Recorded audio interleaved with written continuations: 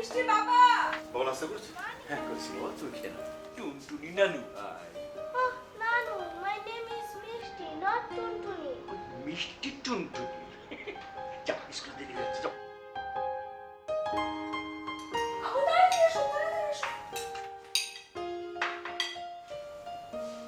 কি মা, তোমার কি মন খারাপ? দেখো বাবা, নানা ভাই আজও আমাকে টুনটুনি বলে ডেকেছে। তুমি নানা ভাইকে মানা করে দিও তো বাবা। আচ্ছা আচ্ছা ঠিক আছে। হয়েছে, বাবা মানা করবে, এখন আর কমপ্লেন দেওয়া লাগবে না। সুন্দর বসে বসে কমপ্লেন দিচ্ছে নানা ভাই সম্পর্কে। তাড়াতাড়ি খাও, স্কুলের বাস চলে আসবে 5 মিনিটের মধ্যে। আচ্ছা ফোন দিচ্ছে না, গাড়ি মনে চলে এসছে। চলে আসছে, আর একটু খাও। আমি ফিনিশ, আমি আর খেতে পারবো না, সময় নেই। তাড়াতাড়ি তাড়াতাড়ি যেতে হবে।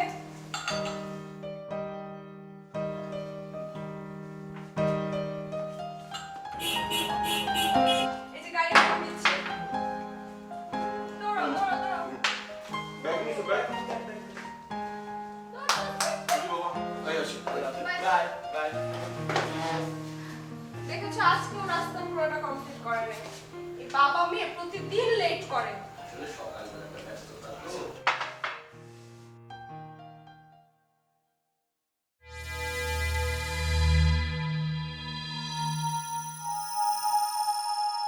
বাবা মা, চা দিব? না না চা চা দরকার নেই।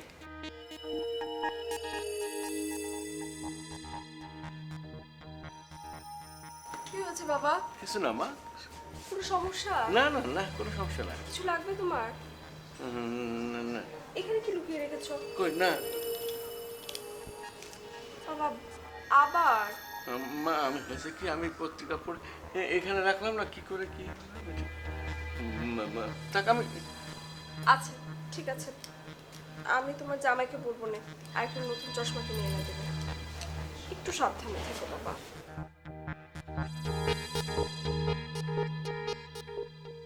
এখানে রাখলাম, কি করেছে, কি মনে করলাম এটা আমি ইচ্ছে করে করে ভেঙে ফেলি।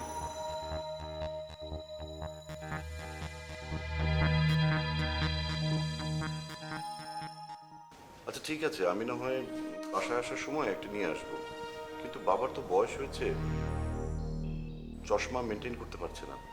বাবাকে লেন্স দিলে কেমন হয়? নট ব্যাড, কিন্তু বাবা লেন্স মেনটেন করতে পারবে তো? বাবা তো চশমা হারায় না, হয় বাবার হাত থেকে পড়ে যায় অথবা রিক্সার ঝাঁকিতে পড়ে গিয়ে ভেঙে যায়।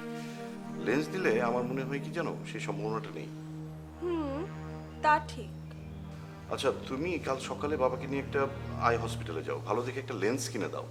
এই শোনো না, আমি তো আসলে এসব এত ভালো করে বুঝি না, তুমি একটু কষ্ট করে বাবাকে নিয়ে যাও না হসপিটালে। ওরে বাবা, শ্বশুরের সাথে আমি পারবো না, আমাকে মাফ করো। আমার কাছে এর চেয়ে বেটার অপশন আছে। কি? যাও, কাল সারাদিন অফিসের গাড়ি তোমার, আমি ট্যাক্সি করে অফিসে আসবো, ঠিক আছে? আচ্ছা আচ্ছা ঠিক আছে। আচ্ছা রাখো, অফিসে অনেক কাজ বাকি। Okay bye. বাই।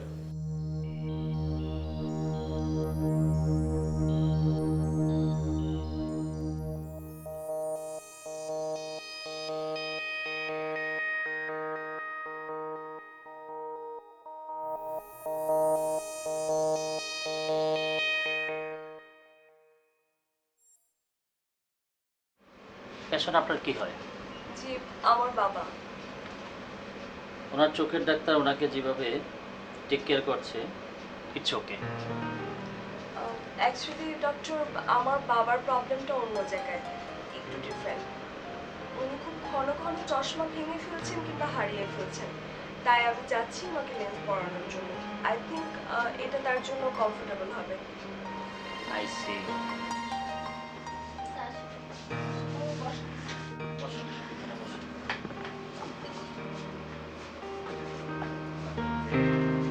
ম্যাডাম, এখানে কিছু আইল্যান্ডের ছবি এবং ট্রাইপড আছে, আপনারা আপনাদের পছন্দের লেন্সটি নির্বাচন করুন। Thank you.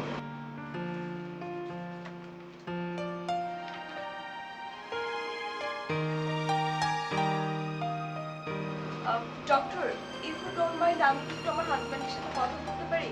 আমি Sure. চাচ্ছি ওর সাথে কথা বলে সিদ্ধান্ত নিতে। বাবা তুমি কি বসো, আমি একটু জানতে সাথে কথা বলে আসি।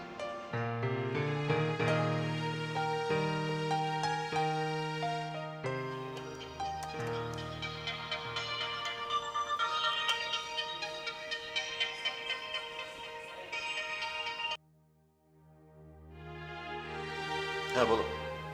লেন্সের দাম তো অনেক বেশি, কত? 35,000 টাকা থেকে 1,20,000 টাকা। ওই যে 35,000 যেটা সেটা হচ্ছে মেড ইন চায়না, আর যেটা 1,20,000 সেটা মেড ইন ইউএসএ। তা তুমি কি ভাবছো? সেটাই তো ভাবছি কোনটা নিব, নাকি লেন্সের আইডিয়াটাই বাদ দিয়ে দিব। No no no, it's okay. নিলে ভালোটা নেওয়াই ভালো। কি বলছো তুমি? অনেক দাম তো। আরে ভালো জিনিসের দাম তো একটু বেশিই হবে। তুমি মেড ইন ইউএসএটা অর্ডার করো। যাবে ভেবে বলছো তো? আরে হ্যাঁ, ভেবেই বলছি। অফিস ফান্ড থেকে কিছুটা লোন করতে হবে, আর বাকিটা নিজেরা ম্যানেজ করব। জীবনে প্রথম শ্বশুর আব্বাকে কিছু দিচ্ছি, একটা ভালো জিনিস দেওয়া উচিত না? থ্যাংক ইউ সো মাচ যাবে। ঠিক আছে, আমি দেখছি। তাই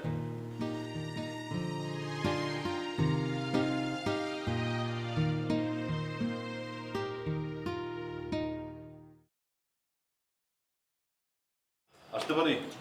আর ভাই আসেন আসেন, লজ্জা দিচ্ছেন কেন? এটা তো আপনি অফিসের পুরনো স্টাফ, আপনি দরজা বন্ধ থাকলে ভেঙে চলে আসবেন, এতে কোনো সমস্যা নেই। পরে অফিসে আমার নাম হয়ে যাবে, দরজা ভাঙা যাবে। কাশেম ভাই 5-7 বছর আগে একবার অফিসে একটু ঘুমিয়ে গিয়েছিল, তার রেশ এখনো রয়ে গেছে। হ্যাঁ হ্যাঁ, বেচারা নিদ্রা গেছেন। মাঝে মাঝে আবার নিদ্রা কুসুম।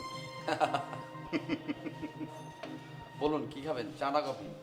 না না শিশি ভাই, চা খেতে আসেনি, দরকারে এসেছি। আমার মতো বেরসিক কাজ করতে মানুষের সাথে কি খোঁজ গল্প করতে আসবেন? কি কাজ বলুন শুনি। না না শিশি ভাই, আপনি খুবই ভালো মানুষ, আপনার সঙ্গে কথা বলতেও ভীষণ ভালো লাগে। আসলে শিশি ভাই একটা দরকারে এসেছি, মানে একটা বিষয় জানতে এসেছি। কি বিষয়? কিছু টাকা দরকার। কত? আজ তো পকেটে বেশি নেই, কাল ব্যাংক থেকে উঠিয়ে দিই। আরে না ভাই, অফিসের কাছে চাই, অ্যামাউন্ট 1 লাখ। আর কিভাবে চাইবো, কোন খাতে চাইবো, এইসব ফর্মালিটিসগুলো আপনার কাছে জানতে আসলাম। আরে আপনি মুখ দিয়ে বললেই অফিস টাকা দেবে, আপনার একটা গুডেল আছে। আপনি তো অফিস থেকে কখনো টাকা নেননি, তাই হয়তো জানেন না। আপনি ফর্মালিটিসের কথা জানতে চান? তাহলে এমডি স্যার বরাবর একটা আবেদন করতে হবে। আবেদনে উল্লেখ করতে হবে আমি অ্যাডভান্স স্যালারি হিসেবে চাচ্ছি নাকি প্রভিডেন্ট ফান্ড থেকে যাচ্ছি, জাস্ট এইটুকুই। এতগুলো টাকা হঠাৎ কি দরকার পড়লো, মানে এগুলো সমস্যা হয়নি তো? না ভাই, কোনো সমস্যা না। আমার শ্বশুর গত কয়েক মাসে, মানে 3-4 মাসে প্রায় 4-5টা চশমা ভেঙে ফেলেছে। তাই ভাবছি কন্ট্যাক্ট লেন্স দিয়ে তার এই চশমা ভাঙার প্রবলেমটা চিরতরে শেষ করে ফেলবো। সেই জন্যই আসলে টাকাটা চাইছি। একদম চিন্তা করবেন না ভাই, আপনি আবেদন করেন, স্যার অ্যাপ্রুভাল দেওয়ার কয়েক সেকেন্ডের মাঝেই টাকা পেয়ে যাবেন।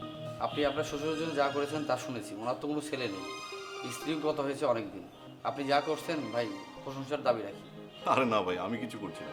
আমার স্ত্রী তার বাবার প্রতি দায়িত্ব পালন করছে, আমি শুধু সাপোর্ট করছি।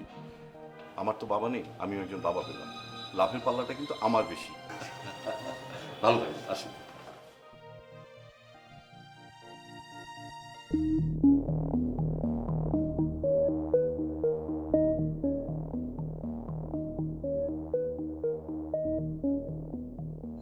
নানা ভাই, ও নানা ভাই, কি ঘুমাও?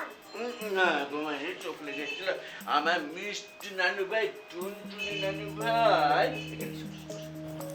বল। বোকার মতো কথা বলো না তো। মিষ্টি আর টুনটুনি কি এক হলো? কেন হবে না নানু ভাই? মনে কর যে মিষ্টি পাখি টুনটুনি, সে যখন কিচির মিচির করে এক ডাল থেকে আরেক ডালে ঝাঁপিয়ে যায়, এই যে ঝাঁপিয়ে যায় আর কিচির মিচির শব্দ করে, তখন দেখতে খুব মিষ্টি লাগে। এটাকেই বলা হয় মিষ্টি পাখি টুনটুনি। আমি কি গাছের ডালে ডালে উড়ে বেড়াই? আচ্ছা নানা ভাই, টুনটুনি পাখি দেখতে কেমন? টুনটুনি পাখি দেখতে এই একটুখানি ছোট্ট একটা পাখি। ওহ, টুনটুনি পাখিটা দেখতে কেমন সেটা বলো। কি খায়, কি রং, কত বড়? নানা ভাই, কিছু মনে করো না, আমার তো স্মার্টফোন নাই। স্মার্টফোন থাকলে তোমার আমি গুগলে সার্চ দিয়ে দেখাতে পারবো। ওহ নানা ভাই, স্মার্টফোন না, স্মার্টফোন। ওয়েট, আমি আম্মুর ফোনটাকে নিয়ে আসি।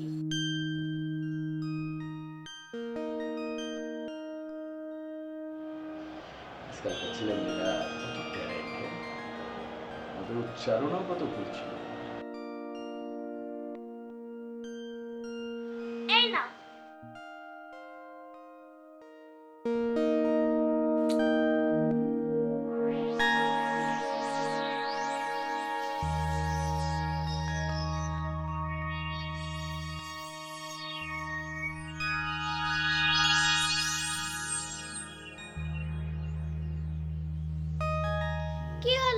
দেখতে পাচ্ছ না? নানা ভাই দেখতে পাচ্ছি, কিন্তু স্পষ্ট না, মানে কেমন ঝাপসা ঝাপসা লাগছে। দাঁড়াও, তোমাকে দে, কিচ্ছু হয় না। দাও তো।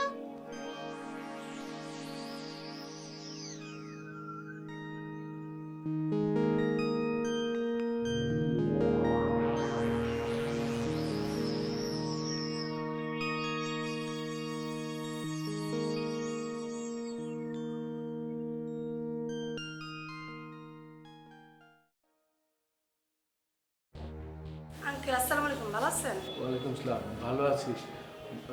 ডাক্তার মুশফিক কি আছেন? আচ্ছা, আপনি বসেন, আমি দেখতেছি।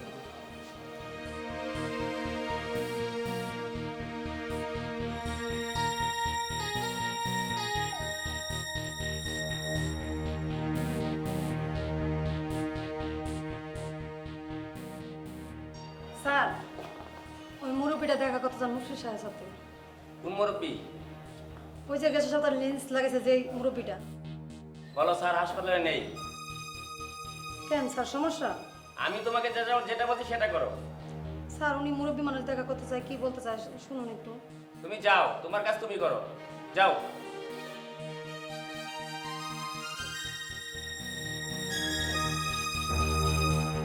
সরি আঙ্কেল, আজ স্যার চেম্বারে আসেন নাই। আপনি বরং অন্য একদিন আসেন, আজ চলে যান। কি হচ্ছে বলো তো মা? ডাক্তার সাহেবকে ফোন দিচ্ছি, উনি ফোন ধরছেন না। হসপিটালে আসলাম, তাও ওনাকে পেলাম না। ঘটনাটা কি বলো তো? স্যার ছুটিতে আছেন। স্যার ছুটিতে আছেন, সেটা তুমি এখন জানলে? মানে কি লুকাচ্ছ আমার কাছে, বলো না একটু ক্লিয়ার করে। বিশ্বাস করুন, আমি কিছু লুকাচ্ছি না। স্যার আজকে হসপিটাল আসেই নাই। কিভাবে যে ওনাকে পাই, খুব জরুরি দরকার। বাসার অ্যাড্রেসটা নাই, বাসার অ্যাড্রেসটা থাকলে ওনার বাসায় যেয়েই দেখা করতাম। কি করবো বুঝে পাচ্ছি না। সরি আঙ্কেল, আমি ওনার বাসার অ্যাড্রেস জানি না। ঠিক আছে, ঠিক আছে, তোমার সরি বলা লাগবে না। তোমার স্যারের সাথে দেখা হলে বলবা আমি ওনাকে খুঁজছি, খুব জরুরি দরকার। যদি পারেন আমাকে যেন একটা রিং করেন। জি আঙ্কেল, অবশ্যই বলবো। আরেকটা কথা, মানে রিকোয়েস্ট করছি, যদি সম্ভব হয় উনি হসপিটালে আসার পরে তুমি আমাকে একটা রিং করো মা। আপনি নাম্বারটা দেন, স্যার আসলে আমি ফোন দিব। আচ্ছা নাও।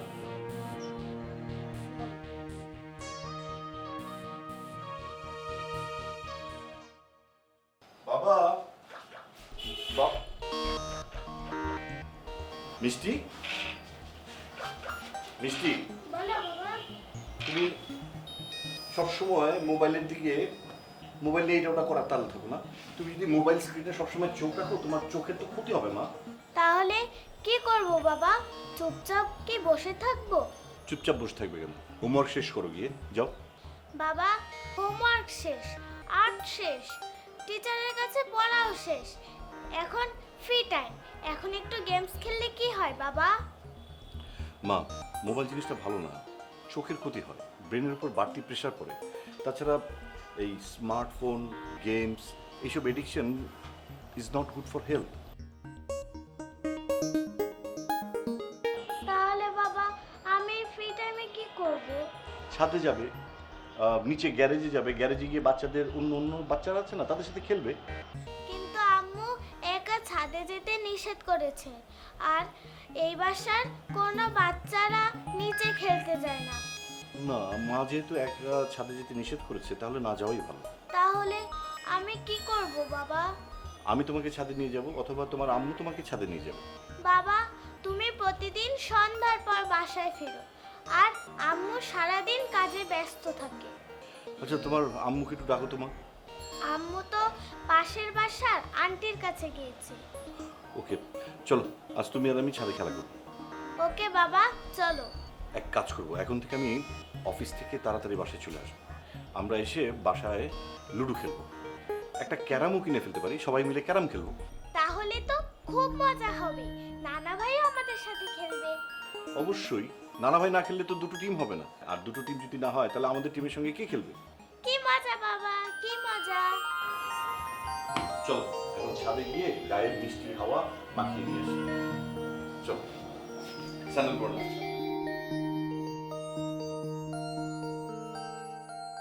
আপনার পেপারস তো ঠিক আছে, আপনার সমস্যাটা কি একটু বলুন তো। সমস্যাটা হচ্ছে কি, গত কয়েকদিন যাবৎ মানে একটু কাছের জিনিস পড়ার সময় একটু ঝাপসা ঝাপসা লাগছে, আর একটু চোখের মধ্যে মনে হচ্ছে একটু আনইজি ফিল করছে। এমন তো হওয়ার কথা নয়। তাহলে কি আপনার চোখে ভুল লেন্স লাগানো হয়েছে? এটি তো স্যার আমি বলতে পারবো না ডাক্তার সাহেব, আপনার কাছে এসছি, মানে আপনি যে এক্সপার্ট এই বিষয়ে, এই কারণেই আপনার কাছে এসছি। এখন আপনি দেখে বলেন। আপনি যাকে দিয়ে লেন্স লাগিয়েছেন সে ডাক্তারকে আপনি দেখাচ্ছেন না কেন? জি আমি ওনাকে দেখাবো, তার আগে আপনাকে একটু দেখিয়ে নিতে যাচ্ছি।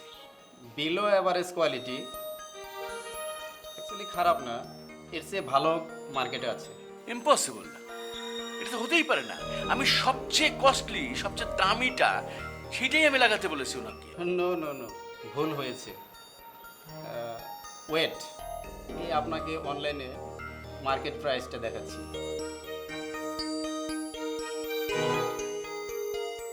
$400।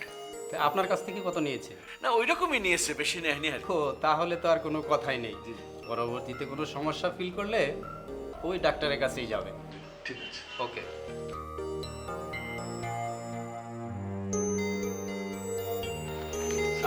ওয়ালাইকুম আসসালাম। তুই আবার চা বানাইতে গেলি।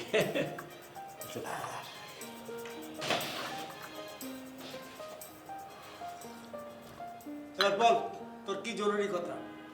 আসলে হয়েছে কি, আমার মনে হয় চোখের ডাক্তার আমার সাথে 2 নম্বরই করেছে। তার মানে স্যাম্পল দেখিয়েছে একটা, ফিট করেছে আরেকটি। চোখটা না কেমন খচখচ খচখচ করে। মুনমুনকে, জামাইকে আমি এই ব্যাপারটা বলতে পারছি না, কারণ কি অনেকগুলো টাকা তারা দিছে। ওরা শুনলে কষ্ট পাবে, বুঝতেই তো পারছিস এতগুলো টাকার ব্যাপার। চোখের ব্যাপার দোস্ত খুব সেনসিটিভ ইস্যু। উল্টাপাল্টা জিনিস ব্যবহার করলে চোখের বড় রকমের ক্ষতি হয়ে যেতে পারে। বন্ধু এই জন্যই তোর কাছে এসেছি, কিছু টাকা ধার দে না, লেন্সটা চেঞ্জ করে ফেলবো, আগামী 2-3 মাসের মধ্যে দিয়ে দেবো। দোস্ত রে, তোর আর কি কমু, আমার হাতে নগদ টাকা পয়সা নাই, আমার মাফ করে দে। তোর জন্য আমি কিছু করতে পারলাম না। দোস্ত আমি কিন্তু লাখ লাখ টাকা চাইতেছি না দোস্ত। এই মনে কর যে 35,000 টাকা, 35,000 টাকা হইলে লেন্সটা বদলাইতে পারো। তুই এক কাজ কর বন্ধু, তুই আমার 20-25,000 টাকা যা পারিস দে, আমি তোর প্রমিস করতেছি 2 মাসের মধ্যে দিয়ে দেবো। ডাক্তারকে বল পাল্টে দিতে, তুই কেন আবার টাকা খরচ করতে যাবি? আচ্ছা তাহলে তোকে আমি এতক্ষণ কি বুঝাচ্ছি, কি বললাম এতক্ষণ? ও আচ্ছা, ওনাদের তো নাগালই পাওয়া যাচ্ছে না। দোস্ত তুই এক কাজ কর, কি? জাতীয় ভোক্তা অধিকার সংরক্ষণ অধিদপ্তরে তুই একটা কমপ্লেন করে আয়। আর সেটা কি আবার? এই তো দোস্ত, স্মার্ট হয়ে লাভ কি? আমার মতন গুড ফর নাথিং হয়ে থাকাই ভালো। আচ্ছা হেয়ালি না করে একটু বুঝায় ক্লিয়ার কর না আমারে। এই সরকার জাতীয় ভোক্তা অধিকার সংরক্ষণ অধিদপ্তর খুলছে 2009। তোর মতো জিনিস কিনা যারা ধরা খাইছে, এই সংস্থা সেই সমস্ত প্রতারণার শিকার মানুষের পাশে এসে দাঁড়ায়। তাই নাকি? শুধু তাই না দোস্ত, যদি প্রমাণিত হয় তারা তোর সাথে প্রতারণা করেছে, বেশি টাকা নিয়ে কম দামের জিনিস তোরে গোছাইয়া দিছে, তুই তোর টাকা ফেরত তো পাবি, উল্টো তাকে জরিমানা হইব। হ্যাঁ দোস্ত, তবে রিসিট থাকা লাগবে। আছে আছে, সবই আছে, আমি বুঝাই রাখছি। দেখ রিসিপ্ট, প্রেসক্রিপশন সবই আছে। তাহলে তো কোনো কথাই নাই। দোস্ত রে, তুই আজই যাইয়া তোর অভিযোগ দাখিল করে আয়, দেখবি 2 থেকে 7 দিনের মধ্যে সব সমস্যার সমাধান করে দিবি। এত তাড়াতাড়ি? সম্ভব হইলে আজই অভিযোগ দাখিল করে আয়। থ্যাংক ইউ দোস্ত, খুবই উপকার হয়। বুঝিসই তো, মেয়ের বাড়ি থেকে জামাইয়ের অনেক কষ্টের টাকা, আমার বুকের মধ্যে হাহাকার করে উঠছিল। যদি তোর মধ্যে একটা ছেলে থাকতো না, তাহলে আজকে আমার এই অস্বস্তিকর অবস্থায় পড়তে হতো না। দোস্ত রে, ছেলে থেকে লাভটা কি? আমি তো ছেলের বাড়িতে আছি, আমার তো কিছু পয়সার প্রয়োজন হয়, তাই না রে? আমার 100 টাকা লাগলেও আমার কৈফিয়ত দেওয়া লাগে। কেন লাগবে, কি কাজে লাগবে? তুই তুই আছিস মেয়ের বাড়িতে, ভালোই আছিস দোস্ত। বলিস কি? তাহলে এতক্ষণ কি আসলে গল্প শোনালি? আমার তো এখন মনে হচ্ছে যে তোর ছেলে আর বৌমা তোকে ইচ্ছা করেই কক্সবাজার নিয়ে যায়নি। আমি গেলে বাসাটা পাহারা দেবে কে? 7 দিনের জন্য গেছে রে দোস্ত, বাজারঘাট করার জন্যে আমার 1000 টাকা দিয়ে গেছে। যাক, দুঃখে দুঃখে জীবনটা তো প্রায় শেষের দিকে, এখন কষ্টও পাই না, আফসোস করি না। সারাটা জীবনে 2 ছেলের জন্যই তো উৎসর্গ করে গেলি। সারাটা জীবন তো গাধার মতো কেটে গেলি, এই দিনটা দেখার জন্য তুই এরকম কষ্ট করেছিস? আরে ছেলেকে দাঁড় করানোর জন্য তুই জীবনের সব সঞ্চয় ওর হাতে তুলে দিলি। আমি তোকে তখন নিষেধ করেছিলাম, তুই তো তখন আমার কথা শুনলি না। যে নিজের যোগ্যতা দাঁড়াতে পারে না সে হয় মেরুদণ্ডহীন গিরগিটি। তারপরও শান্তি, ছেলে তার সংসার নিয়ে ভালো আছে, এটাই তো সান্ত্বনা রে দোস্ত। তুই তো ছোট ছেলের ওখানে যেয়ে থাকতে পারিস না? তারও তো বাবার প্রতি কর্তব্য আছে, তাই না? বধুরে, সে আমার পছন্দই করে না। কারণ কি জানিস, বড় ছেলেকে প্রতিষ্ঠিত করতে যে আমি ছোটটাকে তো কিছু দিতে পারিনি, তাই। হায় রে দুনিয়া, হায় রে স্বার্থপর মানুষ। তোদের ছেলে ফেরার একদিন তোদের সাথে এমন আচরণ করবে। না রে দোস্ত, এসব কথা কোস না। আমি আমি আমার বাপ মারে দেখছি, আমি আমার সাধ্য মতো আমি চেষ্টা করছি বাপ মারের যত্ন করার। দোস্ত, আমার আমার সন্তানরা তো এমন হইতে পারে না। কেমনে হইল দোস্ত? সবই কপাল। দোস্ত রে, থেকে যা, আমার একা একা থাকতে ভয় লাগে। দুই বন্ধু মিলা গল্প করবো আবার। না বন্ধু, আজকে তো কিছু বলে আসি না, মেয়েটা চিন্তা করবে। আচ্ছা তুই এক কাজ কর, তুই আমার ওই যে কি ভোক্তা অধিকার ওই ঠিকানাটা একটু বলতো কোন জায়গায়। দেখ,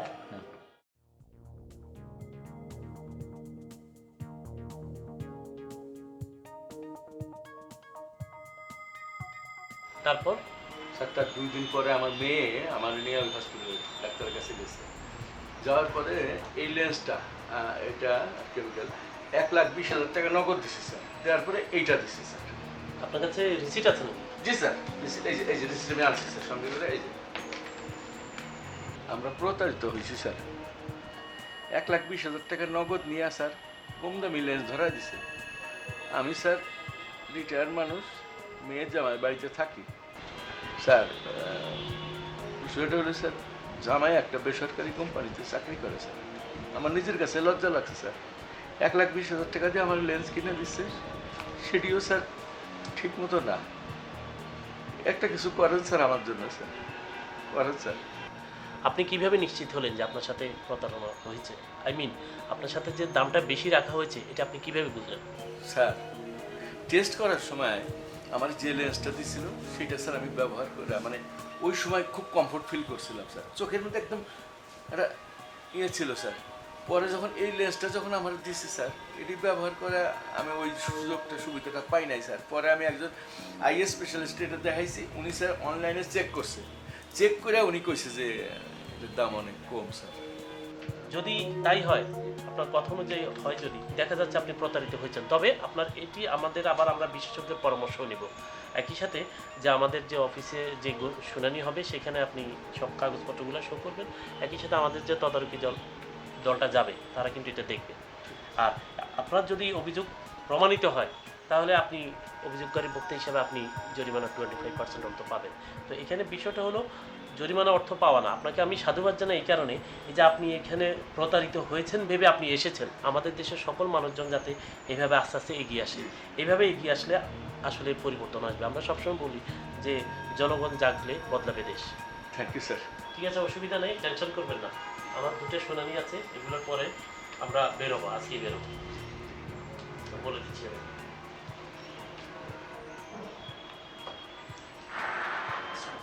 ফোর্স আসছে? আচ্ছা, তোমরা রেডিও সবাই, আমার ওই শুনানিগুলো পরে একটু পরে আমরা বেরোবো। যাও বলো।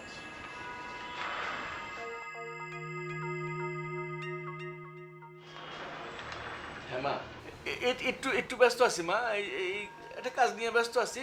ঘন্টা 2-1 মধ্যে চলে আসুন মা, চিন্তা করিস না।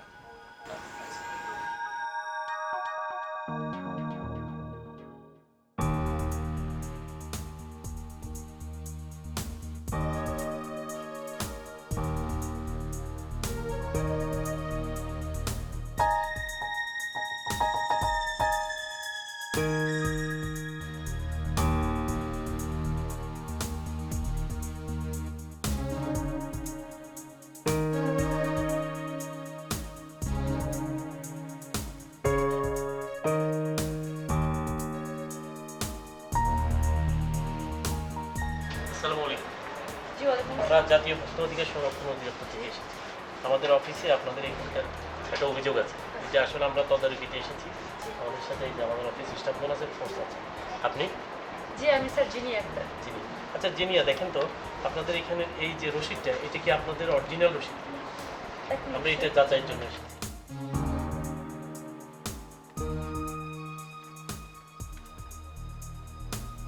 জি স্যার এটা আমার থেকে।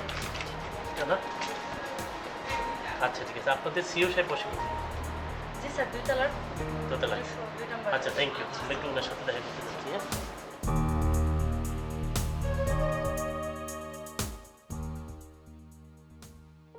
রফিক সাহেব, আপনার দেখা শেষ হয়েছে? একটু কথা বলতে চাচ্ছি। শিওর, বাট আমি নিশ্চিত যে এখানে বড় রকমের কোনো ভুল বোঝাবুঝি হচ্ছে না। এই যে লেন্সটা, এই যেটা নিয়ে অভিযোগ, এই লেন্সটা কি আপনাদের এই হাসপাতাল থেকে সাপ্লাই দেওয়া হচ্ছে? এটা না, সেটা হয়েছে, but I am sure there has been some serious misunderstanding. Doctor Mushfiq আমাদের এখানকার one of the best doctors এবং সবচেয়ে অনারেবল ডক্টরদের একজন, এবং সে টেকনিক্যালি কিন্তু অত্যন্ত স্কিলড এবং সাউন্ড। আমরা জানি যে আমাদের বাংলাদেশের বেশিরভাগ ডাক্তার সাহেব সেবা দিয়ে থাকেন মানুষকে, এবং সাধারণ গরিব জনগণও তাদের সেবাটা বেশি পেয়ে থাকেন। কিন্তু বিষয়টা হচ্ছে ক্ষেত্র বিশেষে ডাক্তার দু একজন আছেন যাদের অমনোযোগিতার কারণে মানুষের কিন্তু হুমকিতে পড়ে যায় তার স্বাস্থ্য সুরক্ষার ক্ষেত্রে। আজকে চোখটা অন্ধ হয়ে যেতে পারত। তো এইখানে এই বিষয়টাই আমরা দেখছি। আমরা অধিদপ্তর থেকে আমরা সবসময় যে বিষয়টা খেয়াল করি, এটি হলো ভোক্তার অধিকার লঙ্ঘিত হচ্ছে কিনা। আমরা কাগজপত্র যাচাই করে আমরা দেখলাম, এবং আপনার প্রাইসের সাথে যে লেন্সের যেটি দেওয়ার কথা ছিল সেটি কিন্তু না দিয়ে অন্যটি দিয়েছে। এখানে ভোক্তা কিন্তু তার যে টাকা সেটি কিন্তু পর্যাপ্ত দিয়েছিল যতটুকু প্রয়োজন, কিন্তু তাকে যে অন্য একটি লেন্স সরবরাহ করা হলো, এটি আসলে আমার কাছে মনে হচ্ছে যে অনৈতিক। এক ধরনের এই অনৈতিকতা সবারই পরিহার করতে হবে, এখন সে যেই হোক, ব্যক্তি বিষয় নয়। আমরা দেখব যে সামগ্রিকভাবে বিষয়টা যে আমাদের দেশের আমজনতা, যেটা আমরা বলে থাকি সাধারণ গরিব মানুষজন বা মধ্যবিত্ত ধনী সমাজ, সবাই একটা জিনিস চাই কি, পারফেকশন। আমাদের পারফেকশনের জায়গাটা ঠিক আছে কিনা। এখানে আমার কাছে মনে হয়েছে, আমি যখন সব কিছু যাচাই করলাম, এখানে তাদের এই বড় ধরনের ভুল এটা কোনোভাবে গ্রহণযোগ্য না, এবং এটি আমাদেরও খারাপ লেগেছে। ভদ্রলোক খুব কষ্ট পাচ্ছিলেন, ব্যথায় ওনার মুখ কুঁচকে যাচ্ছিল। এই কারণে আমরা তাৎক্ষণিকভাবে আমরা তদারকি দল নিয়ে এখানে আমরা চলে এসেছি, এবং এটি আমরা অফিসে তাদেরকে নোটিশ দিয়ে একটা হিয়ারিং নিব, এবং সেইভাবে আমাদের যে পর্যায়ক্রমিক যে ধাপগুলো সেই আঙ্গিকে কিন্তু আমরা যেটি যাচ্ছি, তারা অভিযোগ করেছেন, আমরা নেক্সট ডেটে একটা নোটিশও পাঠাবো। কিন্তু আজকে আমরা বুঝে গিয়েছি যে এখানে একটা তিনি বড় ধরনের প্রতারণার শিকার হয়েছেন, এবং এই জন্য যে কিন্তু তার শাস্তি পেতেই হবে। না ঠিক আছে, আমি তাকে কল করে দিচ্ছি, বাট তার পক্ষে কি আমি যদি হিয়ারিংয়ে অংশ নিই সেটা কি সম্ভব হবে আপনাদের? হিয়ারিংয়ে অংশ যে কেউ নিতে পারে, প্রতিষ্ঠানের পক্ষ নিতে পারে। এখানে আপনার তো সেক্টর ওয়াইজ ভাগ করা আছে না, তো এটি আমরা দেখতে চাচ্ছি যে আপনার সব কিছুতে পারফেকশনটা আসে কিনা, এবং যে ভুল করেছে তার থেকে আমরা অবশ্যই শুনতে চাচ্ছি। আমি একটু ডক্টর মুশফিককে ডেকে নিচ্ছি। হ্যালো ডক্টর মুশফিক, আপনি আমার চেম্বারে একটু আসুন। জি মুশফিক, আপনি এসছেন? আপনি একটু বসুন এখানে, একটু পরিচিত হন। উনি আমাদের ভুক্ত অধিকারী যিনি সাহেব, উনি ডক্টর মুশফিক। আচ্ছা, এখানে একটা অভিযোগ আসছে, আপনি একটু দেখবেন কাগজটা?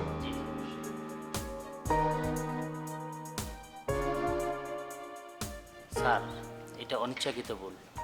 তাছাড়া মিস্টার আসগর সাহেব যদি আমাদের কাছে রিপোর্ট করতো, আমরা তার লেন্সটা চেঞ্জ করে দিতাম। গেছিলাম স্যার, 2 বার করে গেছিলাম, ওনার দেখাই পাই না, ওনার নাগাল পাইছে স্যার, কষ্ট। ও that's time I was busy at another hospital. একথা নিশ্চয়ই আমার হসপিটাল স্টাফ আপনাকে বলেছিল। টেলিফোন করছি স্যার অনেকবার, বহুবার বাজে স্যার, উনি ওনার টেলিফোন ধরে না স্যার। ব্যস্ত মানুষ, কি করব বলুন? 2-2টা হসপিটালে রুগী দেখতে হয়, অপারেশন করতে হয়, নানান প্রবলেম ফেস করতে হয়। না ডাক্তার মুশফিক, এটা কোনো কথা হতে পারে না। আপনার ব্যস্ততা থাকতে পারে অনেক, কিন্তু আপনি যখন একজন পেশেন্ট হ্যান্ডেল করবেন, এটা আপনার ইন্ডিভিজুয়ালি প্রত্যেক পেশেন্টের প্রতি সমান মনোযোগী হওয়া উচিত। উনি যখন আপনার কাছে এসেছেন, আপনার এখানে চিকিৎসা নিয়েছেন, অপারেশনটা আমরা জানলাম যে আপনি করেছেন, তাহলে এখানে আপনার দায়বদ্ধতা আছে না?